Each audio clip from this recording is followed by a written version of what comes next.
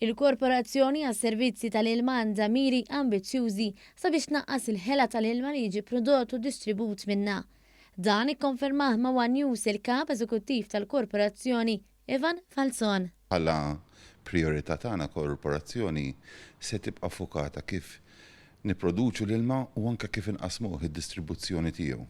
U waħda mit-targets tagħna hija li ma nipproduċux ilma iżjed milli għandna bżonn u li nqasmuh permezz tas-sistema tad-distribuzzjoni bl-aktar mod effiċjenti. Rapport Ewropew dwar il-produzzjoni tal-ilma konferma l-ħidma li diġà saret f'dan ir-rigward fejn Malta għandha fost l-anqas ħela ta' ilma min-netwerk ta' distribuzzjoni fost il-pajjiżi Ewropej u r-Renju Unit. Biex tipproduċi l-ilma għandek bżonn l-enerġija.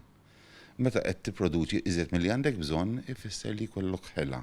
U dan aħna ma rridux. Tul l-2020 il-Korporazzjoni għas-Servizzi tal-Ilma nediet ukoll pjan ta' investiment ta' 100 miljun euro għal 3 snin li ġejjin. Dan se jkompli jtejjeb il-kwalità tal-ilma li jasal għand il-konsumatur.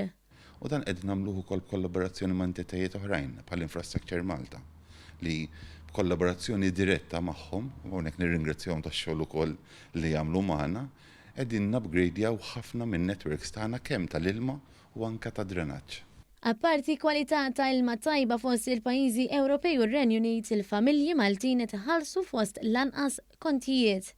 Fil-waqt li l-familji fin-Norveġja, Danimarka, Franza u r-Repubblika Ċeka jħallsu fost l-ogħla kontijiet tal-ilma, il-familji Maltin qed iħallsu r-raba' l-orħos kontijiet fost l-Ewropej kollha.